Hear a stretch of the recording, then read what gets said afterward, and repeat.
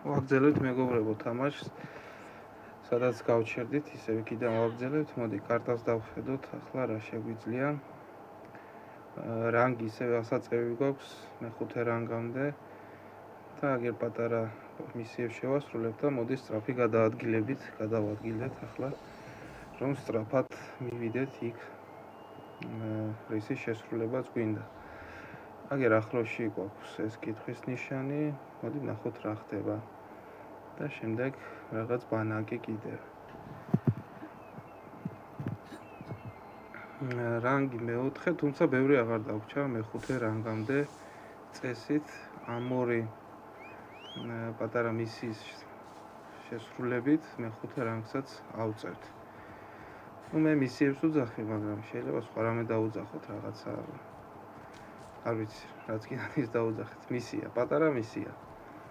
რომელიც თავარ მისიასთან კავშირში არ არის, მაგრამ საჭიროა რანგების ასაწევად. იმიტომ რომ როგორც თქვით წინა ვიდეოში, მარტო თავარ მისიას რო გაყვე, თავარი მისიის შესასრულებელი რანგი თანდათან იწევს და თავარი მისიის რანგს ვერ ეწევი. არ იზრდება ასე სწრაფად შენი რანგი, ამიტომ გჭირდება ეს პატარ-პატარა გვერდითი რანგების გვერდითი მისიების შესრულება, რომ რანგი აწიო.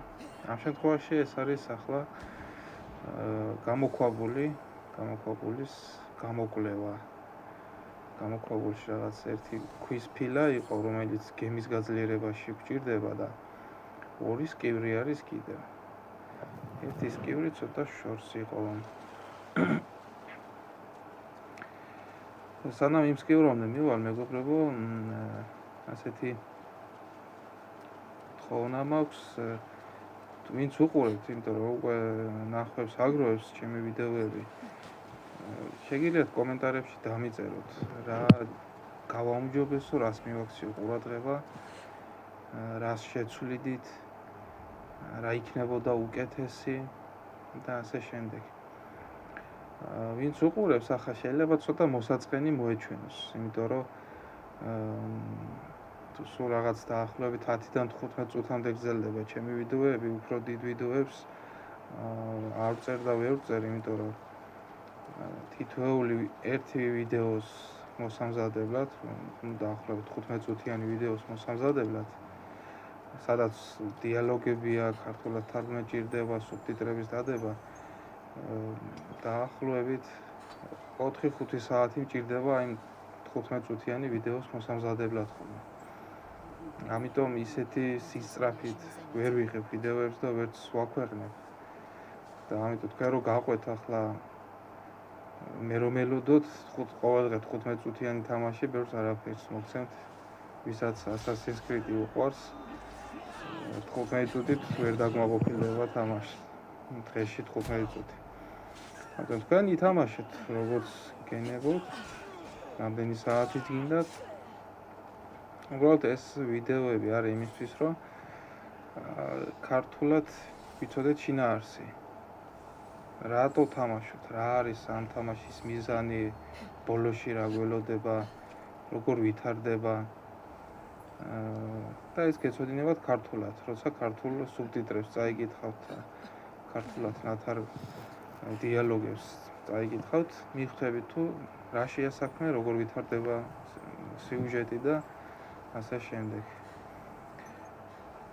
ეს გამოქვაბულიც გამოვიკვლიეთ. წავედით მომდენოზე. და სწორედ ამას ვამბობდი. თქვენი კომენტარები დამეხმარებოდა, თქვი დამიწერდით რა იქნებოდა უკეთესი. რას შეცვლიდით, რას გაუმჯობესებდით და ასე შემდეგ. თუმცა ტემპი ვიცი რომ ნელი არის. მე ახლა გამომწერი ამ მომენტში ერთი მყავს და ვიცნობ ამ გამომწერს პირადად ჩემი მეგობარი არის და ასე ვთქვათ მეგობრულად მე ერთ-ერთი მე ვიქნებიო და ძალიან იკლავს თავს ახლა ყურებით თუ არ ვიტყვი, მაგრამ მაგაცურად თვითონ გამომიწერა. თუმცა 1-2 უყურა და თქვა რომ მოკლე ვიდეოები გაქვს. ვიცი რომ მოკლე არის, მაგრამ როგორც თქვი, ერთი ვიდეოს მოსამზადებლად, სადაც კარგად არის დიალოგები, ჭირდება დაახლოებით 4-5 საათი. ასე რომ ჯერჯერობით ასე იქნება და ნახოთ შემდეგ. აქ კი რა შეგვიძლია, აგერ ბანაკი სულ ცოტა დავჭა მეხუთე რანგამდე და წესით ამ ბანაკს თუ შევასრულებთ ამ ბანაკის მისიას მეხუთე რანგსაც ავწევთ.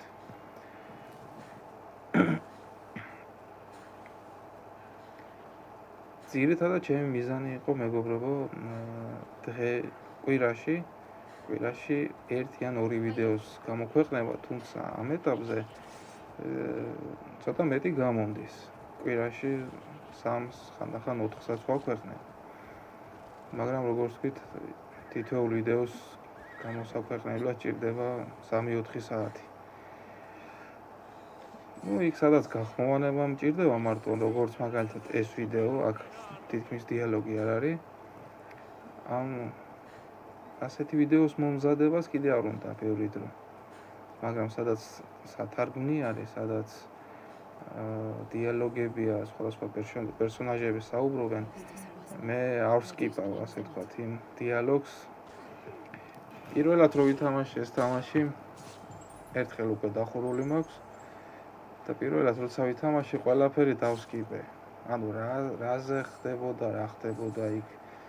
რატო უბრალოდ ვითამაშე, რომ ეს ჩემი გმირი, მაშინ თან ალექსიოსი ავირჩიე პერსონაჟად, კასანდრას ძმა. უბრალოდ ეს იყო თამაში, კაცი, რომელიც ძლიერდება, დახტუნაოს, მაგრა ჭყუბობს და გავედით ბოლოში. მაგრამ ისტორია რაში არის? აი, მეხუთე რანგიც ავწიეთ და თალოსიც მოვიდა. მე მგონი აქ თხრობა ახლა უნდა შევაჩერო. და მოდი ვნახოთ რა გვაქვს. ახლა აღჭურვილობაში თალოსი მოვიდა, მეხუთე რანგის გვაქვს და მე მგონი ჯობია საქმეც მოვათავოთ პარენ და აღარ გავექცეთ ამ თალოს.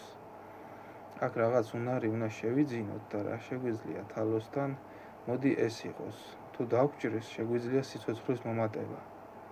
ეს ძალიან კარგი უნარია, როცა ძლიერ მებრძოლს ხვდები, ძლიერ მოწინააღმდეგეს. თუ დაგჭრის, სიცოცხლეს მოიმატებ, განიკურნები და მოდი მესამე ნომრად მოვნიშნოთ ეს უნარი. ახლა ცოტა აღჭურვილობასაც შევხედოთ, რა გვაქვს მეხუთე რანგისთვის უკვე ბევრი რამე კარგი გვაქვს. აი, მოდი შუბი. ეპიკური რანგის შუბი. რომელსაც ძლიერი დარტყმა აქვს, მშვილდი არაუშავს, კარგია. მუზარადიც, აგერ მეხუთე რანგის მუზარადი. ძალიან კარგი. ახლა ძალიან კარგად გავძლიერდებით. ძალიან მნიშვნელოვნად გავძლიერდებით და თალოსთანაც მე მგონი ხირსეულად ვიბრძოლებთ. აი ესე შევიმოსეთ. მუზარადს რაც შეეხება, მუზარადი შეგვიძლია გავაქროთ. აი ასე. თუმცა მაინც გახურია თამაში, ის არ იკარგება ის მუზარადის ბრონი, მაგრამ მოდი გვეხუროს, აბა ნახოთ რეალობაში თამაში როგორ გამოვიყურებით. აი ასე. მოდი ახლა თალოსაც შევებრძოლოთ. თვითონ მოვიდა თავის ფეხით და დავხვდეთ ვაშკაცურად ჩვენც. მოდი ცოტა ისე თუ დავესხმებით მოულოდნელად თავს, პატარა სიცოცხლეს მოვაკლებთ, ოღონ სანამ მოასწრებს რეაგირებას. გამოვიდა. კარგია. აი, რამხელა სიცოცხლე მოვაკელით. ახლა მაგარი დარტყმა მოგვაყენა. ძლიერია თალოსი. აი ესე, მაგრამ სიცოცხლე მოვიმატე, აი, ზუსტად იმუნ არის დახმარებით. თითქმის ავსე მაქვს ახლა სიცოცხლე. აი, კარგი სერია იყო. აი ესე. აი, დარტყმა, როცა ურტყამთ შრიფტის დახმარებით, ძლიერი დარტყმა შეგვიძლია მივაყენოთ, ოღონ ცოტა ნელა აკეთებს ამას. და შრიფტის გარეშე სწრაფად ურტყამს, ოღონ სუსტად. აი, ეს არის შრიფტით დარტყმული ახლა. ესეც, აი, შრიფტით. მაგრამ დაგვასწრო დარტყმა. ეს არის შრიფტის გარეშე. ნახე რა სწრაფად ურტყავს. აი ესე ბევრი აღარ დარჩა. მეგონი თალოს მეგონი დაგაჯდა სიკვდილის ბოზე. ნახე რა კარგად თავიცილეთ. აი ესე და ცოტაც. აი ესე თალოსი დამარცხებულია. ყვილა დაიღეს ეს საქმე თალოს კასანდრა მოთხრა. ახ რა მაგარი რაღაც გამოგვივიდა რანგი ავიმატეთ თუ არა იქვე თვითონ მოვიდა თავის ფეხით თალოსი და თალოსიც დავამარცხეთ ეს დაქირავებული მკვლელი. ნახოთ ახლა დაქირავებული მკვლელების მენიუში 100-ოს მეშვეობით გამოვიძახეთ აი თალოსი დამარცხებული და მაგრამ დაქირავებულ მკვლელებში გვაქვს მე-9 რანგი. აქ ოღონ რანგი უკუღმა არის.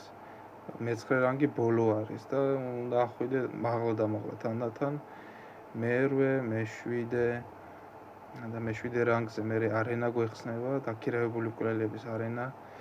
მე-6, მე-5, მე-4, მე-3, მე-2 და პირველი რანგი.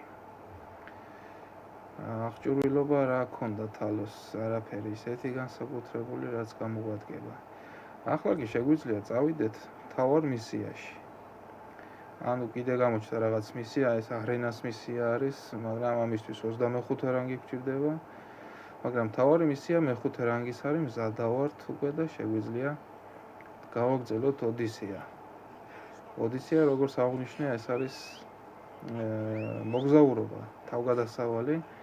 მოდის ღმერთი ოდისევსიდან, რომელსაც უყვარდა მოგზაურობა, თავგადასავლები და თამაშსაც ამიტომ ქვია Assassin's Creed Odyssey.